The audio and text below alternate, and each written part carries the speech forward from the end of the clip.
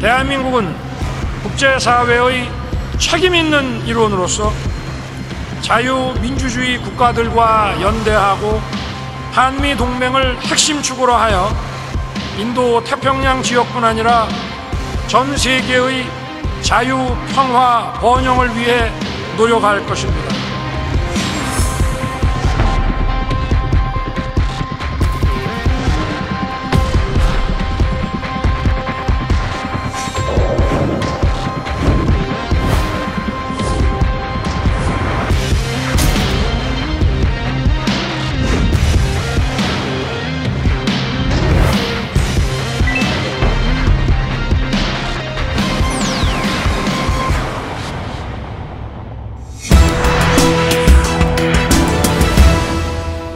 미국이 가장 중요한 전략적 자산이라고 생각하는 동맹 시스템을 적극적으로 활용하게 되는 겁니다.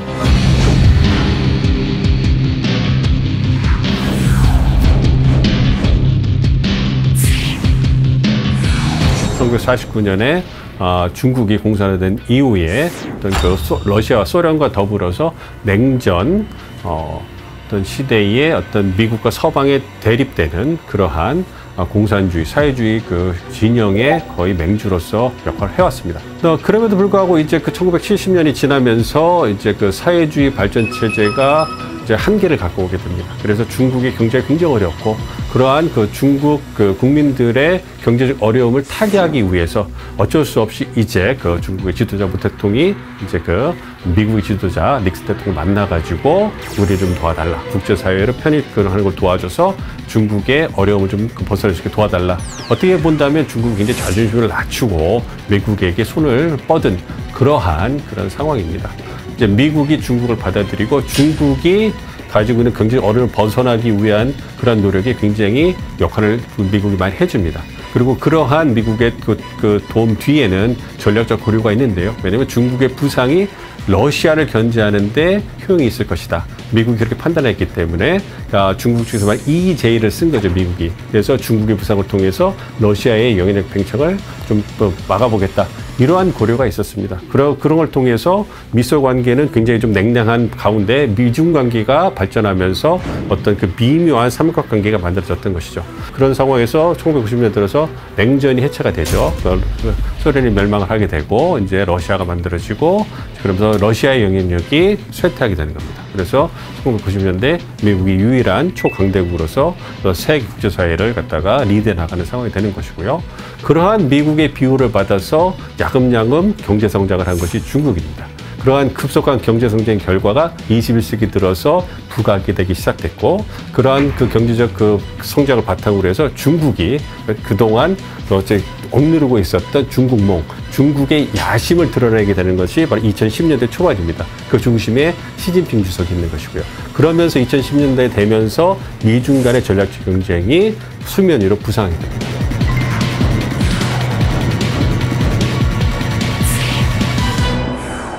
사실 20세기 후반, 그러니까 1970년대에 중국이 이제 미국과의 수교를 외교 관계를 개선해서 국제사회에 진입을 하고 어느 정도의 시간을 거쳐가지고 급속한 경제 성장을 하지 않았습니까? 그러면서 이제 한중 간의 경제 관계도 굉장히 발전하게 되고요.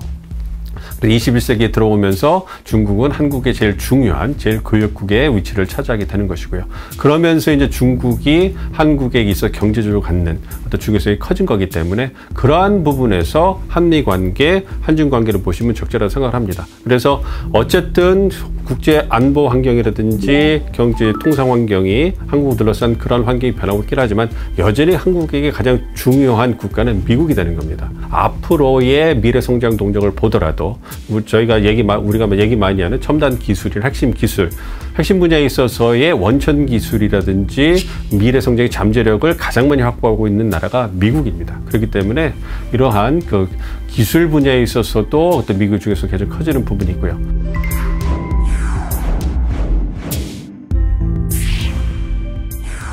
미국이 중국 견제라든지 러시아 견제를 해야 되는데 미국의 역량이 과거 같지 않거든요. 그러니까 2008년을 거점으로 해서 이제 미국의 그 국력이 쇠퇴하게 되는 거고요. 그렇기 때문에 미국이 핵심 지역에서의 자신의 영향을 유지하기 위해서 굉장히 많은 역량을 투자해야 되는데 과거만큼 미국의 국력이 그렇게 세지 않기 때문에 건재하지 않기 때문에 그렇기 때문에 미국이 가장 중요한 전략적 자산이라고 생각하는 동맹 시스템을 적극적으로 활용하게 되는 겁니다. 그래서 아시아, 유럽, 중동 이러한 핵심 지역에서 미국의 리더십을 유지하기 위해서 그 영내의 주요한 동맹 국가들, 아시아 같은 경우는 한국, 일본, 호주 이러한 국가들이 중에서 커지는 거고요. 그래서 이제 그 국가들과의 협력을 토대로 해가지고 중국의 부상을 견제한다든지 어떤 미국의 리더십을 투사하기 위해서 노력하고 있는 겁니다. 그렇기 때문에 그런 배경이 있기 때문에 미국에게도 한국이나 일본 같은 동맹이 중에서 커지고 있는 것이고 그렇기 때문에 어떻게 본다면 한국이 갖고 있는 그러한 동맹으로서 중요성, 군사적인 중요성 그리고 첨단 기술 부분에 있어서 최첨단 제조 기술을 갖고 있지 않습니까? 그런 부분에 있어서 이 첨단 기술의 핵심 분야가 미중 경쟁의 최전선에 있는 분야이기 때문에 한국의 중에서 더 커지게 됐다. 그래서 워싱턴 정가에 있어서 한국 시장이 더 커지고 한국 중에서 커졌기 때문에 한미 관계는 지난 70년 역사를 돌아봤을 때 지금보다 더 좋을 수는 없었다. 뭐 이런 평가가 나오고 있는 상황입니다.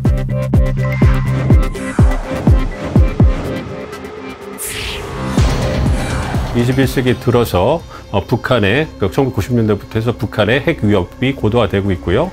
그리고 동아시아 전체로 본다면 중국이 급속한 경제 성장을 바탕으로 해서 지역의 패권국으로 등장하고 있기 때문에 중장기적으로 봤을 때 북한뿐만 아니라 중국의 부상에 대응해야 되는 그러한 안보적인 환경에 처해 있는 게 대한민국입니다.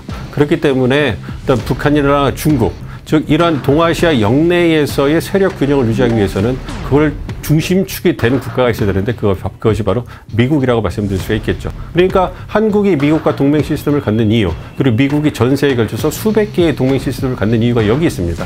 미국이 아무리 강대국이라고 해도 전 세계에 자신의 국력을 똑같이 투자할 수는 없는 거고요. 그리고 한국의 입장에서 본다면 한국 스스로의 군사력을 갖다가 증강시켜가지고 어떠한 국가의 군사 도전으로부터 자유로울 수 있는 그러한 역량을 갖추기는 한계가 있기 때문에 그러한 측면에서 미국과 한국이 비대칭 동맹으로서 동맹 시스템을 갖춰가지고 서로 호혜적인 그러한 이득을 가질 수 있는 것이죠.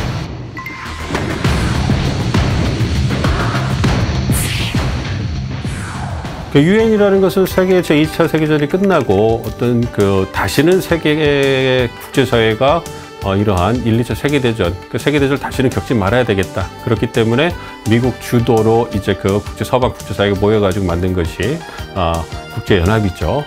그리고 지금까지 현존하는 다자기구 중에 가장 핵심적인 역할을 하고 있는 것이고요. 그래서 유엔이라는 것은 다자외교의 꽃이라고 이렇게 얘기를 하고 있습니다. 그래서 이 다자외교의 꽃인 유엔에서 잘 아시는 것처럼 한국전쟁이 있어가지고 어떤 유엔 회원국들이 한국을 도와서 이제 한국전쟁을 정전할 수 있는 그러한 토대가 되기도 했고요. 그리고 세계의 주요한 그런 이슈가 안보 이슈가 있을 때 그것을 다루는 기구가 유엔입니다. 그리고 잘 아시는 것처럼 북한의 핵 미사일 위협이 있을 때 유엔 안전보상이사회의 결의문 채택을 통해 가지고 경제 제재라든지 국제사회의 어떤 목소리를 모아서 어떤 제재를 한다든가 그 부분에 대해서 압박을 할 수 있는 굉장히 중요한 다자외교의 수단이라고 할 수 있기 때문에 유엔의 가치가 부각이 되는 것이고요. 한국이 현재 유엔의 비상임 이사국으로서 다양한 이슈에 대해서 한국이 갖고 있는 강점을 바탕으로 해가지고 한국의 이해관계를 관철시키려고 노력을 많이 하고 있고요. 그 중간에 이제 북핵 문제를 다루는 데 있어서 이제 유엔을 굉장히 적절하게 저희가 활용하고 있는 그런 부분이 있습니다. 그렇기 때문에 한국의 외교에 있어서 양자 외교와 더불어서 다자 외교의 꽃이라고 있는 유엔은 굉장히 중요한 외교의 장이 되고 있고요. 그렇기 때문에 우리 한국 외교관들도 유엔에서 근무하는 것이 굉장히 어떤 영광스러운 자리다 이렇게 인식하고 있는 그런 상황입니다.